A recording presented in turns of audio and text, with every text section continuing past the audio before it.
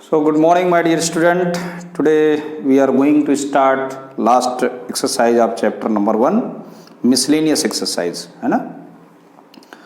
और miscellaneous exercise के पहले कुछ एग्जाम्पल्स भी हैं, इनको आप बहुत अच्छे से करेंगे। तो हम लोग शुरू करते हैं फर्स्ट क्वेश्चन से। फर्स्ट क्वेश्चन है decide among the following set which set are a subset of one and another. मतलब समझ लीजिए, क्वेश्चन आपका कह रहा है कि कुछ सेट दिए गए हैं और कौन सा सेट किसका सबसेट है ये आपको पता करना है, ठीक है ना। जैसा पहला सेट क्या है ए, तो ए इक्वल टू, अभी ये लिखा है सेट बुल्टर फॉर्म में, हम लोग इसे रोस्टर फॉर्म लिखते हैं पहले। तो यहाँ पर है x square minus 8x, x square minus 8x plus 12 equal to 0, पहले इसके फैक्टर करना होगा। तो 6 2 जा 12 यानी कि minus 6x minus 2x plus 12 equal to 0। So x common then x minus 6, यहाँ 2 कॉमन देन x माइनस 6। तो ये आ गया x minus 6 and x minus 2 equal to 0। Therefore x equal to क्या आएगा 2 एंड 6, दो वैल्यू आ गई आपके यहाँ पर। इसका मतलब ए सेट में क्या होंगे हमारे 2 एंड 6 एलिमेंट, केवल 2 और 6 एलिमेंट। यही कह रहा है x such that x belongs to R, x satisfy this quadratic equation. Similarly, come to B. देखिए B में क्या है, ऑलरेडी गिवन है, क्या 2 4 6 आपको गिवन है, और C एक इनफाइनाइट सेट है आपका 2 4 6 8 एंड सो ऑन, और D आपका है 6। आप समझ लीजिए जरा, बहुत ही क्लियर। आप पहले A को लेते हैं। देखिए A किसका किसका सबसेट हो सकता है। देखिए A B का सबसेट है, ध्यान से देखो 2 6 इसमें भी है, इसमें भी मिलेंगे, यानी ए सबसेट ऑफ सी। और क्या डी का सबसेट है, नहीं है। तो ए का काम हो गया पूरा। अब बी पर बात करते हैं। देखिए बी के सारे एलिमेंट आपको सी में मिल जाएंगे, it means B is A subset of C. लेकिन B के क्या D में एलिमेंट है, नहीं है भाई, 6 है केवल, यहाँ 2 4 तो है नहीं है। तो ये B का भी हो गया इतना। अब चलते हैं C में। C किसी का सबसेट हो सकता है, नहीं हो सकता, क्योंकि ये तो इनफाइनाइट सेट है और सभी फाइनाइट सेट हैं। अब बात करते हैं D की। देखिए D में सिर्फ 1 एलिमेंट है, तो ये A का भी सबसेट है। इसमें 1 एलिमेंट है, इसमें भी है, इसका मतलब ये D आपका B का भी सबसेट है और D C का भी सबसेट है, D सबसेट ऑफ C। तो ऐसे अपना क्वेश्चन नंबर 1 था। अब चलते हैं क्वेश्चन नंबर 2 पे। So please noted it. So come to question number 2। देखिए क्वेश्चन नंबर 2 में आपको 6 पार्ट है क्वेश्चन नंबर 2 में, और स्टेटमेंट दिए गए हैं। आपको प्रूव करना है, वेरीफाई करना है कि क्या ये स्टेटमेंट्स ट्रू है या फॉल्स है। जैसे हम लोग पहला देखते हैं कि if x belongs to a and a belongs to b then x belongs to b। यानी पहली 2 कंडीशन को अगर हम लोग फॉलो करें तो तीसरी ऑटोमेटिक आनी चाहिए। अगर आती है तो ट्रू होगा, नहीं आएगा तो फॉल्स होगा। चलो चेक करते हैं, और इसके लिए हम लोग कुछ लेट करेंगे सेट को, है ना। तो फर्स्ट पार्ट की बात करें, अगर हमने a को लेट कर लिया क्या 1, और तो इसके लिए हम ये कह सकते हैं कि 1 बिलोंग्स टू ए। ये बात आ रही है समझ में, यानी 1 किस में बिलोंग कर रहा है, ए में कर रहा है। और उधर कह रहा है A belongs to B and A belongs to B. इसका मतलब हुआ कि बी मुझे क्या लेना होगा, एंड बी इक्वल टू क्या मुझे ऐसा लेना होगा जो इसमें इसका ये पूरा जो ये सेट है ना, ये इसमें बिलोंग करे, सबसेट नहीं है, ध्यान रखना। तो इसको मैंने ऐसे लिखना हो 1 2 3। अब यहां कंडीशन क्या बन रही है, and A belongs to B. देखिए ना, ये है ना 1 एक सेट है ना, यहां भी एक सेट है, तो ये अब ये एज ए एलिमेंट ट्रीट होगा, ये है ना। तो ये कंडीशन हो गई। फिर कह रहे हैं then X belongs to B, लेकिन यहां पर तो 1 बिलोंग्स टू ए है, but 1 not belongs to B, लेकिन 1 बी में बिलोंग नहीं करेगा। यहां 1 तो ए में बिलोंग करेगा, लेकिन 1 बी में बिलोंग नहीं करेगा। इसलिए 2 कंडीशन तो हमारी क्लियर है, लेकिन ये कंडीशन इसमें फिट नहीं बैठी, इसलिए ये क्या हो गया, फॉल्स हो गया। That is a false. बात आई समझ में। अब देखिए सेकंड पार्ट की बात करते हैं। सेकंड पार्ट में कह रहा है कि मुझे ऐसे दो सेट लेना है जो ए सबसेट ऑफ बी और बी सबसेट ऑफ सी होना चाहिए। सेट की बात हो रही देखिए, ये सॉरी उसमें बी बिलोंग्स टू सी है। हाँ, तो ए सबसेट ऑफ बी, यानी कि अगर मैंने ए को 1 लेट कर लिया और बी को हमने लेट कर लिया 1, 2, 3 या 1, 2 लेट कर लिया, तो आप कह सकते हैं ना कि ए क्या है, बी का सबसेट है। ए क्या है, बी का सबसेट है, यानी कि ए के एलिमेंट और जो बी के एलिमेंट हैं, तो ए के सभी एलिमेंट बी में हैं, इसलिए इसका सबसेट हो गया। अब कह रहा है बी बिलोंग्स टू सी, यानी सी आपको कैसा लेना है, जो बिलोंग करता हो, B belongs to C. It means इसमें जो आएगा 1, 2, 3, 4, ये एक सेट मैंने लेट किया। अब ये जो कंडीशन बन रही है इसमें आप देख रहे हैं कि B बिलोंग्स टू क्या है, C है। B देखो ना 1, 2 एक सेट है, लेकिन ये एलिमेंट के रूप में अगर ट्रीट करेंगे तो इसके अंदर है, ठीक। तो क्या A बिलोंग्स टू C है? A क्या है, 1, तो क्या 1 इस तरह से कोई सेट इसके अंदर है, नहीं है, but A not belongs to C, लेकिन A C में बिलोंग नहीं कर रहा है, it mean that is a false. A भी क्या हो गया आपका, फॉल्स हो गया। अब चलते हैं थर्ड नंबर में। थर्ड नंबर को ध्यान से देखो, कह रहा है A सबसेट ऑफ B और B सबसेट ऑफ C, यानी कि ये भी बहुत सिंपल सा है। A को हमने 1 लेट कर लिया और B को अगर हमने लिख लिया 1, 2, तो देखिए A क्या है, B का एक सबसेट है और C आपको ऐसा लेट करना है जो B का सबसेट हो, तो आपने C लेट कर लिया 1, 2, 3। अब देखो B C का भी सबसेट है, B आल्सो भी सबसेट ऑफ C, तो क्या A C का सबसेट होगा? ऑब्वियसली यार, क्यों नहीं, 1 इसमें है, 1 A B के अंदर है, B C के अंदर है, ऐसे समझ लो, तो A तो C के अंदर हो ही जाएगा ना। देन A आल्सो भी subset of C, so that is A true, इसलिए ये क्या हो गया आपका, ट्रू हो गया। अब बात करते हैं फोर्थ नंबर की। फोर्थ पार्ट क्या है, देखिए फोर्थ पार्ट में कह रहा है A not belongs to B, A B में बिलोंग नहीं कर, A not subset of B। तो A के अगर हमने बोल दिया सेट हमारे पास एक 1 है और B हमारे पास एक ऐसा सेट होना चाहिए जो इसका सबसेट ना हो, यानी कि 2 और 3 है, और तो इसका मतलब यहाँ क्या है, A not subset of B, और फिर मुझे लिखना है कि B not subset of C, यानी कि C के कैसे एलिमेंट लेने हैं हमको जो इसमें ना हो, यानी कि 4, 5 लिख सकते हैं, 6 भी लिख सकते हैं। लेकिन इसको अगर हम ये तो लिख सकते हैं, लेकिन ये भी तो हम लोग लिख सकते हैं, ऐसे भी लिख सकते हैं क्या कि 1 लिख सकते हैं और 3 लिख सकते हैं, 5 भी लिख सकते हैं, ऐसे भी तो लिख सकते हैं। तो इस कंडीशन में अगर आप देख रहे हैं तो B not subset of C, B क्या है, C का सबसेट नहीं है।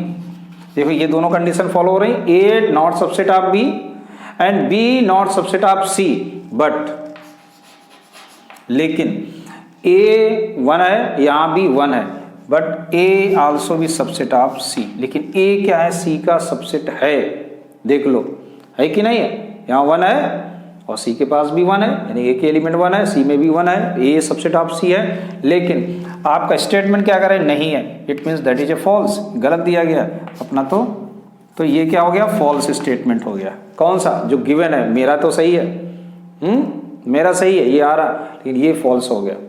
अब बात करते हैं फोर्थ नंबर की। देखिए फोर्थ में क्या कह रहा है, if x belongs to A, अगर x A में बिलोंग करता है और A B का सबसेट नहीं है, तो देखिए क्या हो, अगर हम लोग A को लेट कर लें 1, 2, ठीक है, तो 1 भी इसमें A में बिलोंग कर रहा है और 2 भी इसमें बिलोंग कर रहा है, लेकिन B एक ऐसा सेट लेना है जो A B का सबसेट ना हो, तो हम लोग लिख सकते हैं क्या,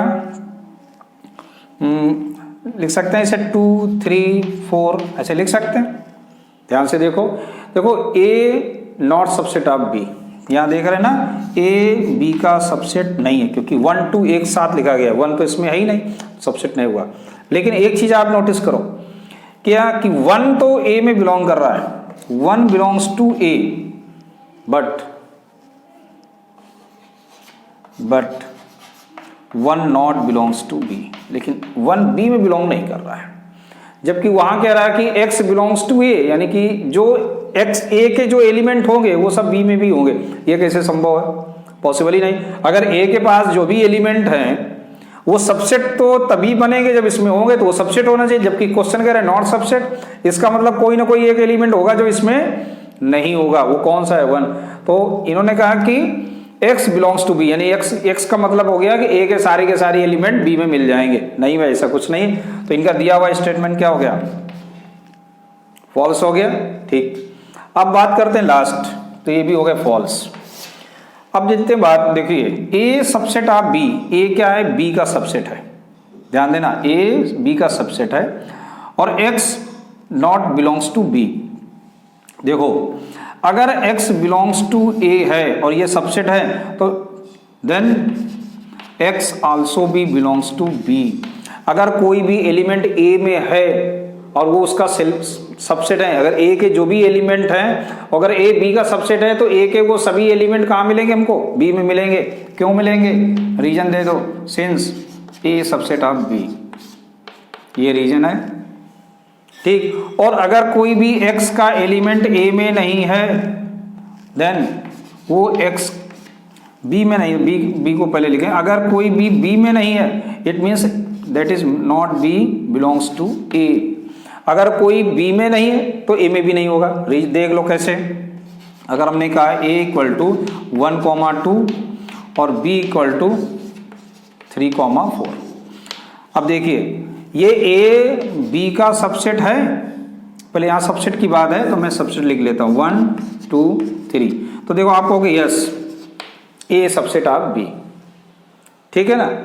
और कह रहा है कि अगर कोई मैं इसमें से अलग कोई 4 ले लेता हूं तो 4 बिलोंग्स टू a है, कहोगे नहीं है। 4 बिलोंग्स टू b है तो b नहीं है। तो कहने का मतलब, अगर इसको उल्टा लिख देंगे कि 4 अगर बिलोंग्स टू b नहीं है, इट मीन्स देयरफॉर 4 आल्सो भी नॉट बिलोंग्स टू a। जबकि सबसेट तो है, सबसेट है ना। ये देखो, ये सबसेट तो है लेकिन ये कंडीशन को फॉलो कर रही है, इसका मतलब दैट इज ए ट्रू। ये क्या हो गया? आपका ट्रू हो गया ना। तो ऐसे अपना देखिए, पहला आपका फॉल्स हो गया, दूसरा फॉल्स, तीसरा ट्रू है, 6th भी ट्रू हो गया। तो ऐसे अपना क्वेश्चन नंबर 2 था। चलो चलते हैं क्वेश्चन नंबर 3 में, प्लीज नोटेड इट। सो चलते हैं क्वेश्चन नंबर 3 में। देखिए, 3rd नंबर क्वेश्चन में ये आपको दिया है a union b equal to a union c और a intersection b equal to a intersection c, और प्रूव करना b इक्वल टू c। और इसमें a b c क्या है? सेट है आपके कोई। तो चलो इसमें देखो, हम लोग LHS ले लेते हैं। LHS में क्या है? b। देखिए हम लोग b को क्या लिख सकते हैं? b union b intersection a लिख सकते हैं या नहीं? पहले तो समझ लो। हाँ भाई, लिख सकते हैं। क्यों? जैसे अगर हम बात करें कि अगर हमारे पास a है 1 2 और b है हमारे पास 2 3, तो इसमें इंटरसेक्शन अगर इन दोनों की कॉमन की बात करें तो कॉमन क्या है? इसमें 2 आएगा। और अगर b के साथ इसका हम यूनियन निकालें, a इंटरसेक्शन b का, या आप ऐसे लिख लें, इसको आप इस तरह भी लिख सकते हैं। अगर मैं यूनियन निकालूंगा तो क्या लिखूंगा? 2,3 यूनियन 2। तो क्या आने वाला है? 2,3 ही तो आएगा यूनियन में। तो वही यहाँ पर किया गया, समझ में आ गया होगा। तो देखते हैं इसमें। फिर हम लोग क्या इसको लिख सकते हैं? a इंटरसेक्शन b लिख सकते हैं। और a इंटरसेक्शन b जो होता है उसको हम लोग क्या लिख सकते हैं?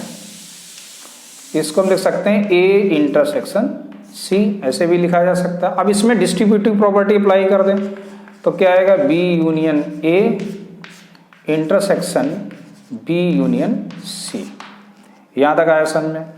और इसको हम लोग लिख सकते हैं a यूनियन b लिख सकते हैं, और इसको हम लोग लिख सकते हैं c यूनियन b भी लिखा जा सकता है। यहाँ तक आ रहा समझ में? ठीक। अब देखिए, a यूनियन b आपको गिवन है क्या है? a union c intersection c union b। a union c को हम लोग लिख सकते हैं c union a intersection c union b लिखा जा सकता है। देखिए, हम लोगों ने यहाँ पर डिस्ट्रीब्यूटिव प्रॉपर्टी अप्लाई की थी। कहाँ पे? यहाँ पे। है ना, डिस्ट्रीब्यूटिव प्रॉपर्टी यहाँ अप्लाई की थी, लॉ या जो भी हम लिखना चाहें, और यहाँ भी आपकी डिस्ट्रीब्यूटिव प्रॉपर्टी अप्लाई हो जाएगी। तो फिर से हम लोग वहीं पहुँच जाएंगे। सी क्या लिखेंगे, C union A intersection B.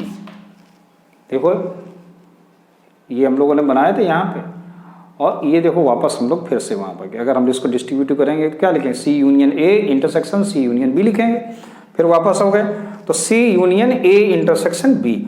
और ए इंटरसेक्शन बी को हम लोग फिर से क्या लिख सकते हैं, इसको हम लोग लिख सकते हैं ए इंटरसेक्शन सी लिखा जा सकता है, या इसको हम लोग ऐसे फिर से लिख सकते हैं सी इंटरसेक्शन ए लिखा जा सकता है। अब देखिए ये दोनों पार्ट आपको ध्यान से देखो, बी को हमने लिखा था B union B intersection A, अब या C union C intersection A, that is C, hence proved. तो ऐसे आपका था क्वेश्चन नंबर 3। बात आगे समझ में, तो चलते हैं क्वेश्चन नंबर 4 पे। सो क्वेश्चन नंबर 4 देखो क्या कहता है। क्वेश्चन नंबर 4 में ये आपके पास 4 कंडीशंस ऐसे गिवन है, और ये दिखाना है कि ये 4 एक दूसरे से इक्विवेलेंट हो गए, ठीक है ना। तो लॉजिकल क्वेश्चन है, थोड़ा आपको इसमें थोड़ा लॉजिक देना होगा और कुछ नहीं। देखिए हम लोग लेते हैं फर्स्ट पार्ट से सेकंड की तरफ चलते हैं, फर्स्ट से सेकंड की तरफ। देखिए सेकंड में कह रहा है a माइनस बी, पहले यहां से शुरू करता है। देखिए a माइनस बी का मतलब क्या होता है, x belongs to a minus B का मतलब क्या है, x बिलोंग्स टू a, यानी x अगर a में बिलोंग करता है तो फिर x not belongs to b। क्यों, क्योंकि हम लोग बोलते हैं a माइनस बी का मतलब क्या है, a के वो एलिमेंट जो b में ना हो, ठीक है ना, यानी x belongs to a and x not belongs to b। तो इसको आगे ये लिख दीजिए, x such that x belongs to a but x not belongs to b। But a क्या है, b का सबसेट है, a b का सबसेट है। इसका मतलब क्या है, a के सारे एलिमेंट b के अंदर हैं, तो a के पास कोई ऐसा एलिमेंट ही नहीं है जो b के पास ना हो। कह रहे ना a सबसेट ऑफ b, यानी a के सारे एलिमेंट b में है, तो a के पास ऐसा कोई एलिमेंट नहीं है। इसका मतलब क्या हुआ, इसका मतलब ये हुआ कि इसको हम लोग a भी लिख सकते हैं, a minus B equal to 5। अगर a सबसेट ऑफ b है तो a minus B equal to क्या होगा, 5 होगा, कुछ होगा ही नहीं। अब बात करते हैं कहाँ, सेकंड से किधर चलते हैं, थर्ड की तरफ। देखिए सेकंड टू थर्ड क्या कहता है। थर्ड में अगर हम बात करें तो क्या लिखा है, थर्ड सेकंड की बात करें तो a minus B equal to क्या दे रहा है, 5, ठीक है ना। इसका मतलब हुआ कि a सबसेट ऑफ b है, बात समझना। a minus B equal to 5, it means a subset of b, और a अगर b का सबसेट है तो फिर यूनियन क्या होगा, then a union b equal to क्या होगा, b होगा ना। देख लो a अगर b का सबसेट है तो फिर क्या होगा, अगर वेन डायग्राम में भी से भी समझो तो a ये है और b ये है, a पूरा का पूरा b के अंदर है, तो यूनियन क्या होगा, पूरा b होगा ना। बात आ गई समझ में। अब बात करेंगे हम लोग थर्ड से फोर्थ की तरफ चलते हैं, थर्ड से और किधर, फोर्थ की तरफ चलते हैं। देखिए थर्ड क्या था, थर्ड आपका था a union b equal to b। इसका मतलब क्या हुआ, इसका मतलब ये हुआ कि a union b equal to b, यानी a के सारे एलिमेंट b के पास हैं, तभी तो यूनियन पूरा का पूरा b आ गया। It means a intersection b क्या होगा, a होगा, a intersection b that is a। आप कोई भी एग्जाम्पल लेके, किसी भी न्यूमरल वैल्यू लेके आप इसको प्रूव कर सकते हो कि a यूनियन b, अगर मैं बोलूं कि a इक्वल टू है 1,2 और b इक्वल टू है आपके पास 1,2,3, तो आप कह सकते हो ना कि a सबसेट ऑफ b है, ठीक है ना। और इस कंडीशन में अगर a यूनियन b अगर बनता है तो a यूनियन b क्या होगा, आप देखो क्या आएगा, 1,2,3 आएगा, और a इंटरसेक्शन b क्या आएगा, इन दोनों में कॉमन क्या है, 1,2, तो 1,2 क्या है, a है। ऐसे हम लोग वेरीफाई भी कर सकते हैं, प्रूफ भी कर सकते हैं। तो एक तो ये पार्ट हो गया आपका। अब बात करेंगे हम लोग फोर्थ से किधर चलेंगे, फर्स्ट की तरफ चलेंगे, है ना, उसको भी लेंगे फर्स्ट की तरफ। देखिए फोर्थ क्या था कि A intersection B equal to A, it means देखो ये तो सीधे सीधे लॉजिक है, अगर A intersection B equal to A है then A subset of B, यानी ए क्या होगा, बी का सबसेट होगा। तो ऐसे आप बता सकते हैं कि एक दूसरे से ये रिलेटेड है। कौन, फर्स्ट पार्ट सेकंड से इक्विवेलेंट है और ये थर्ड से, थर्ड फोर्थ से, और फोर्थ किससे, फर्स्ट से। बात आ गई समझ में? ठीक, तो आप चलते हैं क्वेश्चन नंबर 5 पे। So come to question number 5 में कह रहा है so that A subset of B then C minus B also B subset of C minus A. तो हम लोग लेट कर लेते हैं। यहाँ पर कोई भी एक्स एलिमेंट है जो सी माइनस बी में बिलोंग करता है, यानी X belongs to C minus B. इसका मतलब क्या हुआ कि x देखो belongs to C minus B का मतलब होता है सी के वो एलिमेंट जो बी में ना हो। It means x belongs to C and x not belongs to b, लेकिन वो b में नहीं होगा। बात आई समझ में?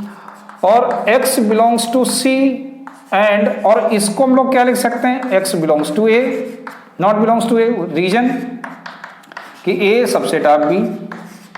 अरे भाई जब ए तो पूरा का पूरा बी का ही, बी के अंदर है, अगर कोई भी एलिमेंट बी का नहीं है तो ए का कैसे हो सकता है?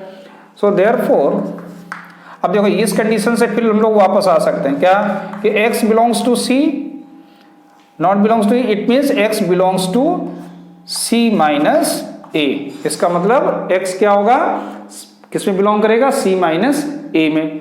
बात आ गई समझ में? So therefore you can say that c minus b belongs to c minus a। ऐसे आपका था क्वेश्चन नंबर 5।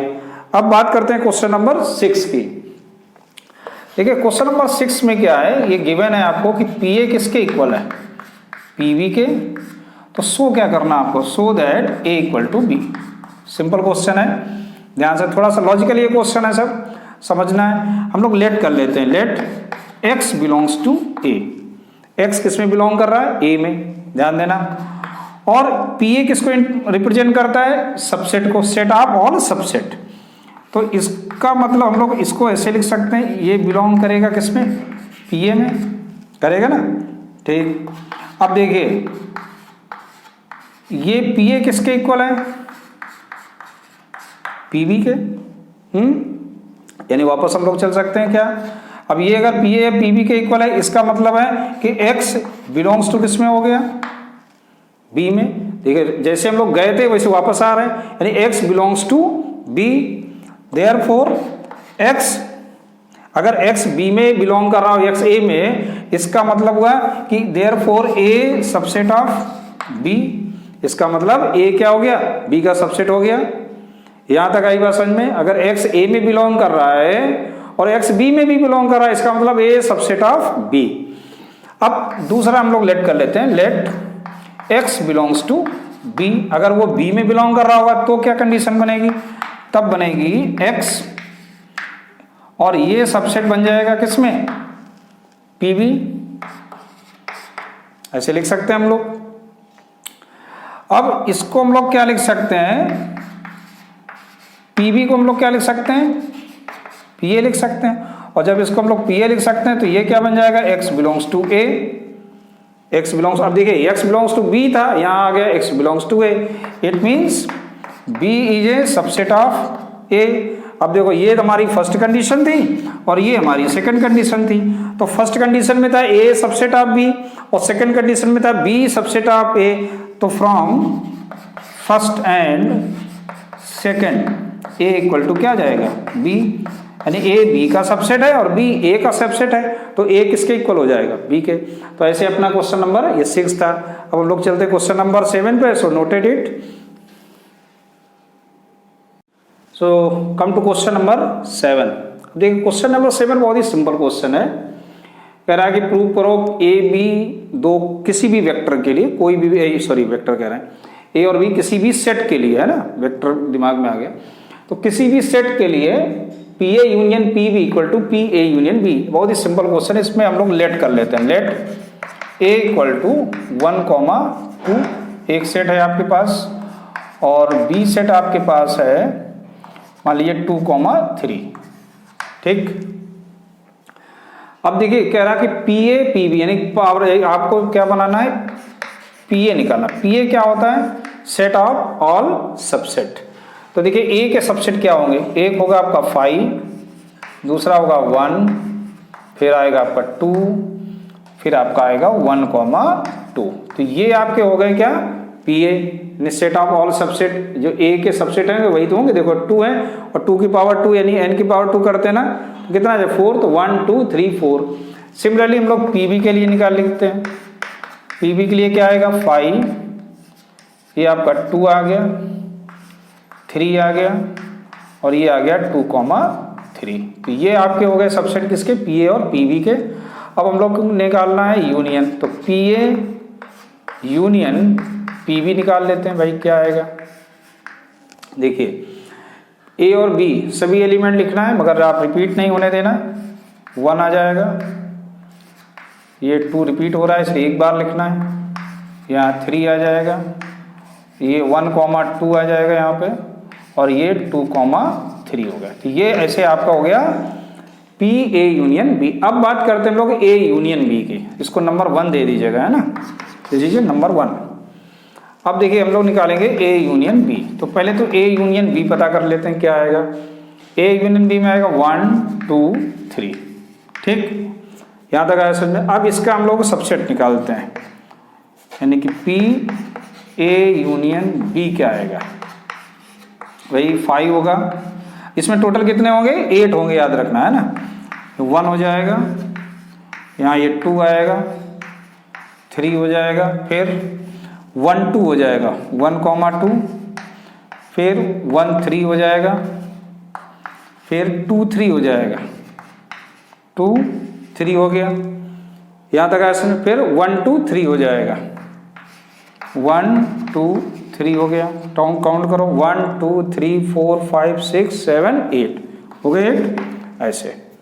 तो ये तो आपके पास आ गए पी ए यूनियन बी, ये हो गया आपका सेकंड नंबर। अब जरा आप दोनों को देखना है from first and second. First और सेकंड को चेक करो, दोनों क्या सेम है। देखिए यहाँ 5, यहाँ भी 5, 1 है 1 है, 2 है 2 है, 3 है 3 है, 1 2 है 1 2 है, 2 3 है, 1 3 इसमें नहीं है, और 1 2 3 भी इसमें नहीं है। इसका मतलब क्या होगा कि P A union P B not equal to P A union B. बात आई समझ में, ऐसे आपको ये करना था। क्वेश्चन सिंपल था, आप कोई दूसरी एग्जाम्पल ले सकते हो, ए बी सी डी ले सकते हो ऐसे। तो come to question number 8, so please noted it. So come to question number 8 में 2 पार्ट हैं, और इसी देखो फार्मूले जो हमने स्टार्टिंग में बताए थे, जो लॉ बताए थे, उनका सबका यूज अब देखो हो रहा है कि नहीं। या हम लोग RHS ले लेते हैं इसका, ठीक है ना। RHS क्या है, A intersection B union A minus B। तो सबसे पहले मुझे A माइनस B को चेंज करना पड़ेगा, ध्यान रखना, क्योंकि इसमें कुछ भी अप्लाई हम लोग नहीं कर सकते, यहाँ डायरेक्ट फार्मूला ही लगाएंगे। तो A इंटरसेक्शन B क्या होता है, A इंटरसेक्शन B होता है A इंटरसेक्शन B डैश। याद कर लो, है ना, आगे लिखा हुआ आप देखना, पहले स्टार्टिंग में मैंने बताया आपको।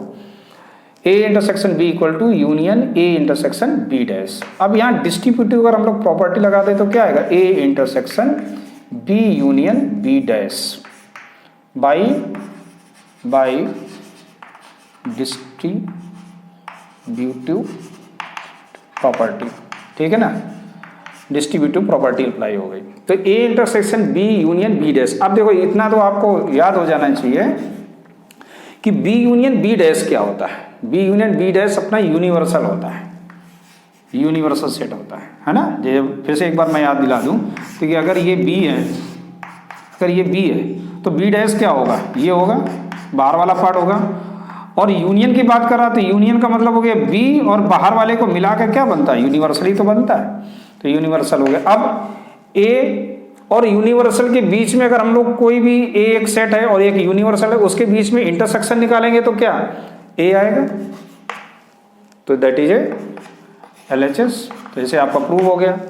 अब इसी तरह यहां पर देखो बात करते हैं सेकंड पार्ट में। तो यहाँ लिखा ए, यहाँ LHS हम लोग ले लेते हैं। LHS क्या है, ए इंटरसेक्शन बी माइनस ए। देखो यहाँ पर अगर डिस्ट्रीब्यूटिव प्रॉपर्टी अभी अप्लाई नहीं हो सकती, जब पहले हमें इसे ओपन करना होगा, इसकी आइडेंटिटी लगाएं। तो बी माइनस ए क्या होता है, बी इंटरसेक्शन ए डैश होता है। अब यहाँ डिस्ट्रीब्यूटिव प्रॉपर्टी आप लगाइए तो क्या आएगा, A intersection B intersection A dash. बात आ रही समझ में? बी माइनस ए का मतलब है बी इंटरसेक्शन ए डैश, और इस तरह से ये डिस्ट्रीब्यूटिव प्रॉपर्टी अप्लाई हो गई। अब देखिए इसको हम लोग क्या लिख सकते हैं, A intersection B intersection A क्या होता है, ए इंटरसेक्शन ए डैश क्या होता है, दैट इज ए यूनिवर्सल। और यूनिवर्सल की अगर हम बात करें तो ये क्या आएगा, ए, एक मिनट क्वेश्चन कंफर्म करें, क्वेश्चन हमारा क्या लिखा था, क्वेश्चन में डाउट हो रहा है। क्वेश्चन अपना था question number 8, A union, oh sorry, हाँ वो तभी हमने कहा हाँ क्यों नहीं रहा, यहाँ बेटा यूनियन लिखा हुआ है, हाँ वही तभी तो यहाँ पर रुक गया ना चौक, कुछ क्वेश्चन में गड़बड़ था, ए यूनियन था, यहाँ पर यूनियन है, यहाँ पर हमने इंटरसेक्शन बाय मिस्टेक लिख दिया। आप यहाँ पर क्या लिखेंगे, यूनियन लिखेंगे, तब आ पाएगा राइट साइड का, ये यूनियन है। यहाँ से फिर से करते हैं तो क्या बनेगा, A union B intersection A union B intersection A union A dash. अब आई बात समझ में, ठीक है ना, अब आ जाएगा। तो ए यूनियन बी तो जैसा भी, और ये आ गया इंटरसेक्शन, और देखो ए यूनियन ए डैश क्या होता है, यू होता है, अभी हम लोगों ने निकाला है ना, A union A dash that is A U. देखिए हमने लिखा B union B dash equal to U, अभी हम लोगों ने प्रूव किया यूनिवर्सल होता है। अब दोनों में जो इंटरसेक्शन होगा वो क्या होगा, ए यूनियन बी हो जाएगा। तो ऐसे आपका क्या आ गया, RHS आ गया। ठीक है, क्या होता है अगर जरा सा भी थोड़ी मिस्टेक हुई ना तो चौक अपने आप रुकती है, ये मैथ्स की पहचान है। तो ऐसे आपको हो गया question number 8। Come to question number 9। तो बात करते हैं क्वेश्चन नंबर 9 की। देखिए 9 में दो पार्ट दिए गए। पहला पार्ट है A union A intersection B equal to A, और दूसरा है A intersection A union B equal to A. देखिए बहुत ही सिंपल क्वेश्चन है, दो लाइन के। तो इसलिए हम लोग फर्स्ट पार्ट की बात करें। देखिए यहाँ लिखा A union A intersection B, जबकि हमको मालूम है कि जो ए यूनियन बी हो, ए इंटरसेक्शन जो बी होता है वो सबसेट होता है किसका, ए का। बात समझ में आ गई? ए इंटरसेक्शन बी किसका होता है, सबसेट ए का। आप करके देख लीजिए, प्रैक्टिकल कर लीजिए, कोई भी अलग सेट ले लीजिए। देखिए A intersection B is A subset of A, क्योंकि जो भी एलिमेंट होगा जो कॉमन होगा वो कोई ना कोई एलिमेंट तो इसका सबसेट होगा। तो A union A intersection B क्या होता है, देखिए यूनियन का मतलब होता है जब दोनों के सभी एलिमेंट लिखे जाए, जबकि ए इंटरसेक्शन बी क्या है, सबसेट ऑफ ए है। सबसेट ऑफ ए इसका मतलब क्या हुआ कि इसके अंदर जो भी एलिमेंट होंगे वो ऑलरेडी ए के एलिमेंट होंगे ही होंगे, सभी क्या होंगे, ए के एलिमेंट हो, क्योंकि मैंने लिखा ए इंटरसेक्शन सबसेट ऑफ ए का सबसेट है, यानी कि ए इंटरसेक्शन बी के वो क्या होंगे, सभी एलिमेंट। अब इन दोनों में जो कॉमन एलिमेंट, सभी एलिमेंट लिखे जाते हैं, लेकिन कौन से, रिपीट तो कोई होता नहीं, इसलिए इसका आंसर डायरेक्ट क्या आ जाएगा, ए आ जाएगा। बता रही समझ में? आप कोई भी एलिमेंट लेके, सेट लेके चेक कर सकते हो। अब देखिए जैसे मैं इसमें बात करूं तो यहां पर कंडीशन क्या है, यहां पर लग रहा है कि A subset of A union B. देखिए ए क्या होता है, ए यूनियन बी का एक सबसेट होता है, क्योंकि ए यूनियन बी क्या होता है, जिसमें सभी एलिमेंट लिखे जाते हैं, ए के भी लिखे जाते हैं और बी के भी लिखे जा सकते हैं। तो इस कंडीशन में अगर मैं बात करूं A intersection A union B की, तो समझना जरा, ए यूनियन बी, अब इंटरसेक्शन और A union B, A union B का मतलब ए और बी के सभी एलिमेंट, और इंटरसेक्शन मीन्स कॉमन किससे, ए से, और जबकि ए क्या है, ए यूनियन बी का क्या है, सबसेट है, इसलिए इसका आंसर क्या जाएगा, ए आ जाएगा। तो ये आपके सिंपल क्वेश्चन थे बिल्कुल। अब बात करते हैं क्वेश्चन नंबर 10 की। देखिए क्वेश्चन नंबर 10 में कह रहा है कि A intersection B equal to A intersection C है, ये कह रहा है, लेकिन बी इक्वल टू सी हो, ये नीड नॉट इम्प्लाई, ये जरूरी नहीं है। तो हम लोगों को क्या करना होगा, एक एलिमेंट लेने होंगे कुछ, जैसे हमने लिखा 1 2 3 4, ऐसे हमने बी लिया 1 2 4 5 6, चलिए 3 और ले लेते हैं, 5 6, ठीक है ना। एक सी लिया हमने, और सी में भी हमने लिया क्या, सी इक्वल टू 1 2 3 7 8 9, यहाँ तक आया समझ में। आपने कोई भी सेट इस तरह लेट कर लिए, और किस तरह के लेट किए कि ए इंटरसेक्शन बी क्या आया, देखो इनका इंटरसेक्शन क्या होगा 1 2 3, ठीक है ना। ऐसे ही अगर अपन ए इंटरसेक्शन बी निकाला, अब हम लोग निकालते हैं ए इंटरसेक्शन सी, ध्यान देना। तो ए इंटरसेक्शन सी यानी ए और सी में क्या चीज कॉमन दिख रही है, इसमें भी क्या है 1 2 3। तो क्या नोटिस किया हम लोगों ने कि ए इंटरसेक्शन बी इक्वल है किसके, ए इंटरसेक्शन सी के, है ना, दोनों इक्वल। बट बी क्या है 1 2 3 4 5 6 1 2 3 7 8 9, but B not equal to C. तो ऐसे आपका हो गया क्वेश्चन नंबर 10। तो समझ में आया, that is very simple question, है ना। तो चलते हैं क्वेश्चन नंबर 11 पे। तो हम लोग बात करते हैं क्वेश्चन नंबर 11 की। देखिए 11 क्वेश्चन में A intersection X B intersection X equal to 5 given है, और A union X equal to B union X given, X कोई भी एक सेट रहा होगा, और शो करना ए इक्वल टू बी, ठीक।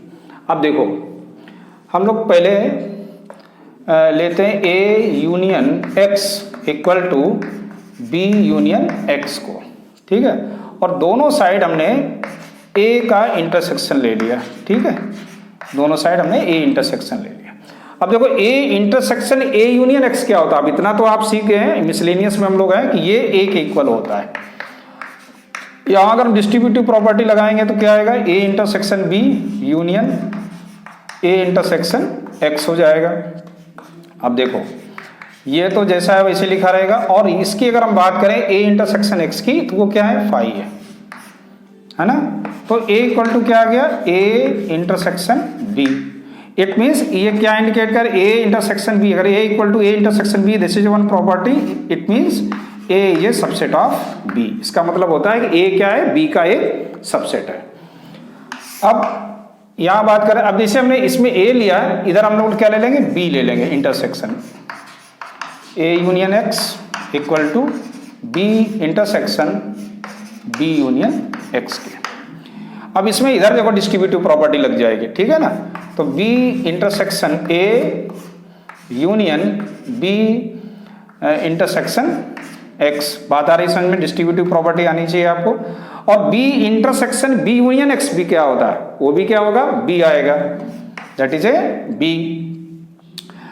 सो अब देखिए बी इंटरसेक्शन ए यूनियन, अब देखिए बी इंटरसेक्शन एक्स क्या है हमारे पास 5 है, दैट इज ए बी। और अगर 5 के साथ, क्योंकि यूनियन का मतलब होता है सभी एलिमेंट, इसमें कुछ है ही नहीं, तो किसके एलिमेंट लिखे जाएंगे, इसी के। B intersection A equal to क्या आ गया, B, therefore B is A subset of A, ये आ गया सेकंड। यहां तक आया बात समझ में। So therefore from first and second से हम लोग क्या बताएं कि ए किसके इक्वल है, बी के। ऐसे आपका क्वेश्चन नंबर 11 हो गया, समझ में आया। So come to question number 12। So question number 12 that is very simple question.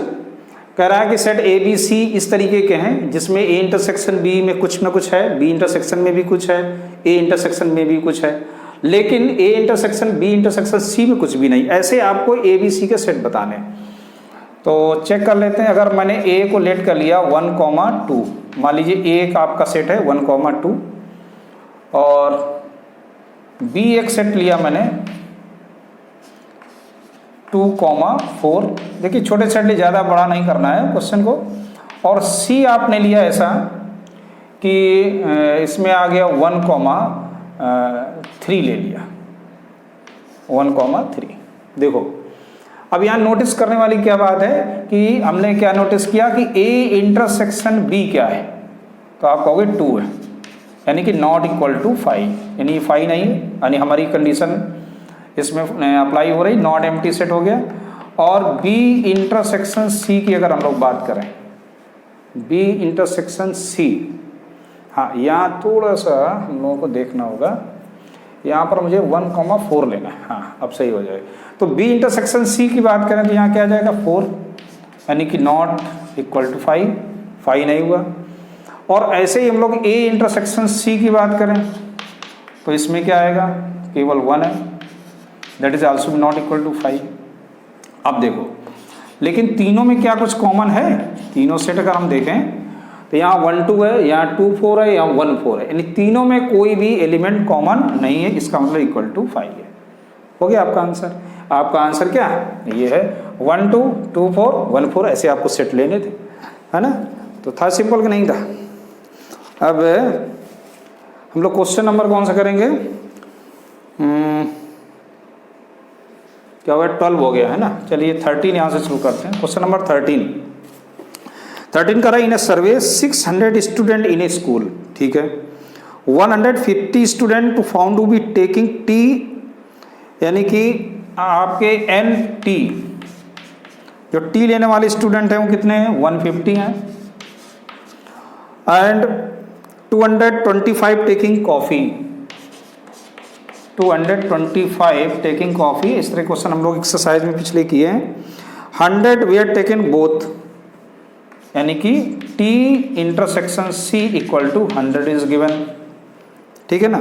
So find how many students we are taking neither tea nor coffee. तो ये फिर ये 600 क्या था, ये हमारा U था, जो NU गिवन था वो था आपका 600। तो कितने स्टूडेंट हैं जो ना तो टी लेते हैं और ना ही कॉफ़ी लेते हैं। तो सबसे पहले मुझे निकालना होगा कि कम से कम कितने ऐसे स्टूडेंट कम से कम एक आइटम तो ले, है ना। तो उसका हम लोग क्या निकालेंगे, एन टी यूनियन सी, दोनों का यूनियन निकालते हैं। तो क्या आएगा, यूनियन का formula N T plus N C minus N T intersection C. तो कितना आ जाएगा ये 150 प्लस 225 माइनस 100, कितना आ जाएगा ये 275। तो 275 टोटल स्टूडेंट हैं जो टी और कॉफ़ी लेते हैं, टी लेते हैं या कॉफ़ी लेते हैं या फिर दोनों लेते हैं। हमसे पूछ रहा है कि इतने स्टूडेंट हैं जो ना तो कॉफ़ी लें और ना ही टी लें। तो हम लोग डायरेक्ट भी लिख सकते थे, लेकिन यहाँ लैंग्वेज के साथ लिख देते हैं। So number of student, number of students, number of student taking और आपका लिखा है नाइदर टी नॉर कॉफी, है ना, neither T and nor coffee, ठीक है ना, यही है ना इन, हाँ ठीक, neither T and nor coffee. कितना होगा, टोटल कितने थे 600। इसमें इतने लोग केवल ये चाय और कॉफ़ी पीने वाले लोग हैं, इनको माइनस कर दीजिएगा तो कितना आ जाएगा 25 और 325। तो 325 ऐसे स्टूडेंट हैं जो आपके न तो चाय लेते हैं और ना कॉफ़ी लेते हैं। इसको वेन डायग्राम से थोड़ा देख लो कैसे होगा। देखो ये एक आपका यूनिवर्सल सेट है जिसमें 600 लोग थे, और इसके अंदर आपके एक है टी और एक है कॉफ़ी, और दोनों इधर कितने 100 लोग हैं जो दोनों आइटम लेते हैं, जबकि 150 थे टी में, 100 ये निकल गए, तो कितने बचे 50 जो सिर्फ टी लेंगे। और कॉफ़ी में थे 225, तो 125 बच गए जो सिर्फ कॉफ़ी लेंगे, ठीक है। बाकी कितने लोग बचे? 325 जो न तो टी ले रहे हैं और ना ही कॉफ़ी ले रहे हैं, क्योंकि टोटल यूनिवर्सल सेट क्या बता रहा था? 600। तो बाहर कितने लोग हो गए? 225। इनको प्लस करेंगे तो कितना आएगा? 275 आएगा। 275 प्लस 325 600 होता है। तो वेन डायग्राम से भी आपके लिए सिंपल हो गया। तो अब चलते हैं क्वेश्चन नंबर 14 में। सो प्लीज नोटेड इट। तो हम लोग बात करते हैं क्वेश्चन नंबर 14 की। देखिए 14 सिंपल क्वेश्चन है आपका, अपने आप कर लोगे। इन्हें 100 स्टूडेंट नो हिंदी, जिसमें आपको NH मालूम है, NE मालूम है और इनका इंटरसेक्शन मालूम है, आपको यूनियन पता करना है, ठीक है। अपने आप कर लेंगे, ये सिंपल है। 15 की बात करते हैं। 15 थोड़ा लेंथी क्वेश्चन है, थोड़ा टाइम भी लगेगा। मैंने फिगर बनाया है 15 के लिए। 3 न्यूज़पेपर हैं, एक हिंदी है, एक H है, एक T और एक I है, और टोटल 60 पीपल में इसका सर्वे किया जाता है। तो हमने ये यूनिवर्सल आपका सेट बनाया, यूनिवर्सल सेट, जिसमें आपको टोटल कितने? 60। इसका मतलब हुआ कि N यूनियन यानी A B C D E F G जितने भी पार्ट हैं इसके सबका टोटल कितना दिया गया? 60 दिया गया। अब देखो क्वेश्चन को पढ़ो। फिर कह रहा है कि 25 पीपल रीड न्यूज़पेपर। देखिए सबसे पहले इस तरह के क्वेश्चन में क्या आगे हम लोग इंटरसेक्शन में चलेंगे, यानी लास्ट में चलेंगे। इसमें कह रहा है कि 3 रीड ऑल 3 न्यूज़पेपर। देखिए 3 रीड ऑल 3 न्यूज़पेपर, यानी कि C आपको मालूम है, और या आप स्टार्टिंग से भी कर सकते हो कि it was found 25 people read news H। 25 यानी H को पढ़ने वाले कितने हैं? NH को 25। अब देखो H में कौन कौन आता है? A B C D, A plus B plus C plus D equal to क्या? 25। फिर and 25 and newspaper H, it was 29, ठीक। फिर 26 रीड T, 26 पढ़ते हैं T। तो T में कौन कौन है? N T, ये 26 है। इसमें कौन कौन? देखो T में कौन कौन से आ गए? B आ जाएगा, E है, C है और F है। ये कितने आ गए? 26 हो गया, ठीक। अब अगला है I, 26 रीड I। तो 26 ही आपको I भी पढ़ते हैं, I। तो इसमें कौन कौन से आ गए? C plus D plus F plus G, that is also भी 26। ऐसे आपको लिखना है। अब देखो नेक्स्ट है 9 read H and I। H and I, देखिए H और I दोनों को पढ़ने वाले कितने लोग हैं? जो इंटरसेक्शन होगा H एंड I, यानी कि H इंटरसेक्शन I, ये कितने लोग हैं? C plus D। कितने लोग हैं? 9 लोग हैं, ठीक। 9 पीपल हैं। And 11 read both H and T।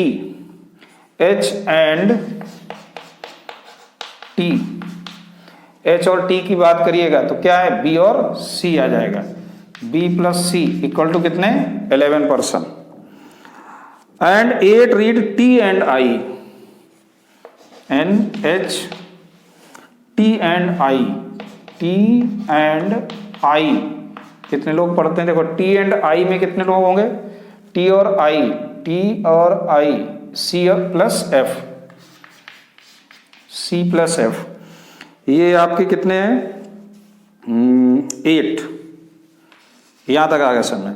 फिर कह रहे हैं 3 रीड ऑल 3 न्यूज़पेपर, यानी कि N H intersection T intersection I कितने परसेंट है? देखो यहां पर देखो तीनों जो कॉमन है, तीनों में कौन सा पार्ट कॉमन आ रहा है?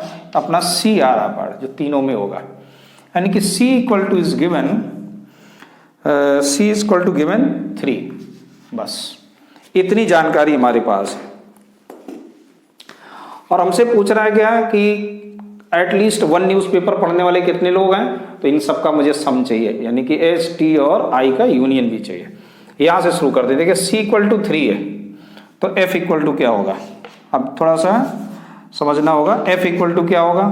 8 माइनस 3 यानी कि 5 होगा। अब देखो C 3 है तो B क्या होगा? 11 माइनस 3 कितने हो जाएंगे? 8 हो गए। अब देखिए ध्यान रखना क्या क्या मिल रहा है। और D क्या हो जाएगा? डी होगा 9 माइनस 3 यानी कि 6 हो गया। यहाँ तक मालूम हो गया, ठीक। अब मुझे देखो सी मालूम है, एफ मालूम है, बी मालूम है, डी मालूम है, और इसके पहले मैं देख लेता हूँ मुझे निकालना क्या है। एटलीस्ट के लिए मुझे क्या चल रहा है, A plus B plus C plus D plus E plus F plus G, मुझे इनकी वैल्यू चाहिए। अब इनकी वैल्यू के लिए देखो क्या क्या मुझे मिल गया, सी मिल गया, एफ मिल गया, बी मिल गया, डी मिल गया। सी मालूम है, डी मालूम है, एफ मालूम है और जी नहीं मालूम। तो C D E F G H के लिए देखो क्या आएगा, सी की वैल्यू कितनी 3 प्लस डी की जगह हम लोग क्या लिख देंगे 6 प्लस एफ की जगह 5 प्लस जी इक्वल टू 26। तो जी की वैल्यू क्या आ गई 26 माइनस कितना हो जाएगा ये 6 3 9 9 और 5 14, तो दैट इज ए 12। जी मालूम हो गया, ठीक। अभी अभी क्या बच रहा है, ई और बच रहा है अपना, है ना। ई के लिए देखिए ऊपर आ जाइए, इसमें बी मालूम है, जी बिल्कुल 8 है, ई नहीं मालूम, सी मालूम है और एफ हमको मालूम है, यस 5 है, कितना है 26। तो यहाँ से ई की वैल्यू आ गई कितनी 26 माइनस 8 और 3 11 और 5 16, कितना हो गया 10। चलिए ई मालूम हो गया। अब कौन सा बचा देखो, अब सब कुछ मालूम हो गया, ए रह गया हमें लगता है ना। ए नहीं मालूम, ए भी निकाल लेते हैं। ए क्या आएगा, ए प्लस बी, बी क्या है हमारा 8 प्लस सी क्या है 3 और डी क्या है 6 इक्वल टू 25। तो ए इक्वल टू क्या आएगा 25 माइनस 8 और 3 11 11 और 6 17, तो ए इक्वल टू क्या आ गया 8 आ गया।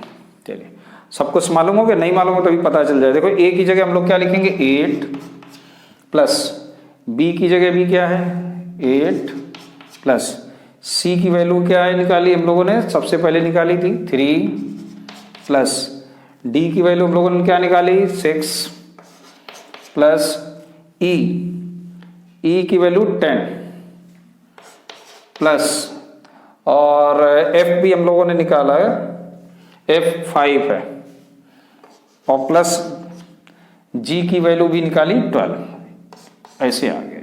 अब सबको प्लस करना है, ठीक है। देखिए क्या आएगा 8 और 8 16 3 19 19 और 6 25 25 और 10 25 और 10 35 35 और 5 40 40 और 12 कितने हो गए 52। तो 52 पीपल ऐसे हैं जो कम से कम एक लैंग्वेज को बोलते हैं, ठीक है, कम से कम वन लैंग्वेज को यूज करते हैं। ऐसे हमारे 52 पीपल हैं। यानी ये सब क्या निकल के आया, ये आया NH union T union I। Second point की है ना। देखिए सेकेंड पॉइंट क्या कह रहा है कि अब आपको नंबर ऑफ पीपल बताने जो the number of people who read exactly one newspaper, जो केवल एक ही न्यूज़पेपर पढ़ते हैं, ऐसे कितने लोग हैं। तो देखिए एग्जैक्टली वन न्यूज़पेपर पढ़ने वाले कौन से, ए है, ई है और जी है। तो हमको क्या निकलना, ए प्लस ई और प्लस जी आपको और पता करना है। तो देखिए ए की वैल्यू क्या है, देखो ए की वैल्यू हम लोगों ने कहा निकाली, ये निकाल 8, ठीक है ना। और ई की वैल्यू क्या है, ई हमने ये निकाला 10, ये हो गया 10 और प्लस जी की वैल्यू क्या है, जी की वैल्यू 12 है। बात आ गई समझ में। तो ये टोटल करेंगे तो कितना आएगा 30। तो 30 people only read one newspaper. तो ऐसे आपका हो गया question number 15 over. So come to question number 16, please noted it. तो हम लोग बात करते हैं क्वेश्चन नंबर 16 की। देखिए 16 भी 15 की तरह है। In a survey it was found 21 people like product A, 21 people like product A, यानी कि NA। और NA में कितना है देखो, A B C D। तो A plus B plus C plus D equal to given है 21 पीपल है। तो इक्वल टू क्या आ गया 21 आ गया, ठीक है। फिर कह रहे हैं 26 like product B, 26 like product B। तो इसमें क्या आ जाएगा B plus C plus F plus G equal to कितना 26 हो गया ये, ठीक है। और फिर कह रहे हैं 26 नहीं, हाँ 26 एंड 29 लाइक सी, तो एन सी कितना होगा सी प्रोडक्ट के लिए, बी नहीं क्या है C plus D plus E plus F equal to 29, याद आ गया समझ में। फिर कह रहे हैं if 14 people like product A and B यानी कि ए इंटरसेक्शन बी कितने लोग करेंगे, तो ए इंटरसेक्शन बी में कितने हैं, ए इंटरसेक्शन बी ध्यान से देखो तो बी प्लस सी है, B plus C that is a 14 people, ये कितने 14 पीपल हो गए, ठीक। अब बात कर रहा है कि 12 people like product C and A, C intersection A, C और ए का क्या है C plus D equal to 12 people, ये 12 पीपल हो गए। And 14 people like B and C like 14 people, 14 B और सी यानी सी और एफ इक्वल टू 14 पीपल, ठीक। और लास्ट में है कि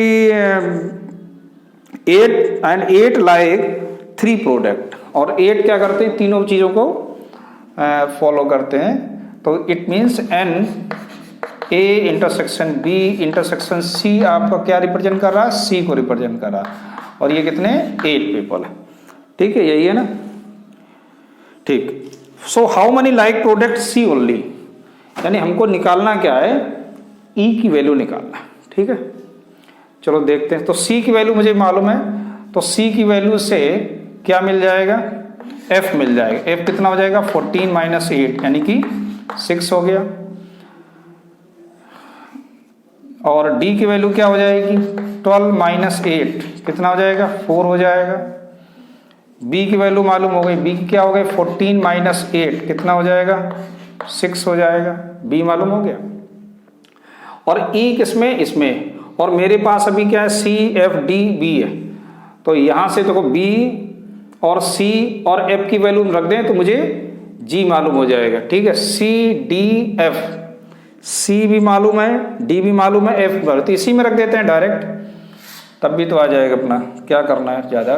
डी सी की वैल्यू 8 हो गई, और डी अपना कितना है 4 गिवन है, और ई मुझे नहीं मालूम, एफ मुझे मालूम है कितना है 6 है, इक्वल टू क्या है 29, तो ये कितना हो गया 6 4 10 और ये 18 plus E equal to 29, then E equal to क्या आ गया 29 minus 18, so E equal to 11 people. तो आपका आंसर क्या आ गया कि केवल जो सी प्रोडक्ट को लाइक करते हैं वो कितने हैं 11 पीपल है। तो इस तरह के जो क्वेश्चंस आपको आते हैं ना वर्ड प्रॉब्लम, इनको अगर आप वेन डायग्राम की हेल्प से करोगे तो वो सिंपल हो जाते हैं। तो ऐसे आपकी मिसलेनियस कंप्लीट हुई। Okay, thank you.